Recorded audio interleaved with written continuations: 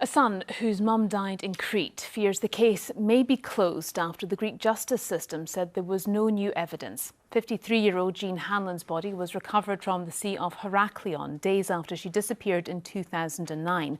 A suspect was questioned earlier this year after the case was reopened, but the family say Greek authorities now plan to drop the case. Katrina Renton reports. Justice for Jean.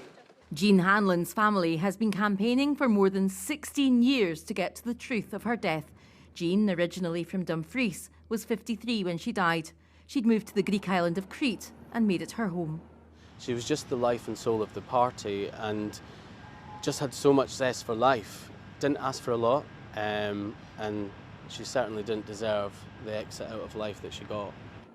In March 2009, when Jean's body was recovered from the water of Heraklion, her death was first treated as a drowning. But her family later learned that she had injuries consistent with a struggle. They always believed her death was suspicious. Last year, the case was reopened for the 4th time after the family hired a private investigator. A man was questioned and treated as a suspect. Her son said the man briefly dated Jean, but she ended that. Now the family has learned the case is due to be dropped and they will appeal.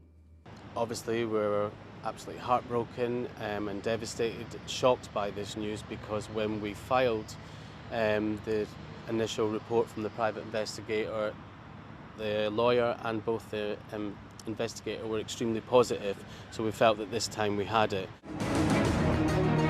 The case has been high profile, featuring in the media both in the UK and Greece, trying to find answers to what happened to Jean. She was last seen at a cafe with a Greek man. Now the family are determined the case must not be closed. The fear now that in Greece, if a case has been open for 20 years, once it hits the 20 years mark, they completely close it for good without even being able to bring it back open. If they do close the case this time, the fear and worry is that there's nothing else that we could possibly do now that we haven't already done over the past 16 years, and that's a massive, massive worry. Michael and his family say they will never give up fighting for justice for Jean. The family's lawyer said in the coming days a judicial council in Heraklion consisting of 3 judges will make the final decision. That is, whether the case will be closed or whether the suspect will be brought to trial. Katrina Renton, reporting Scotland.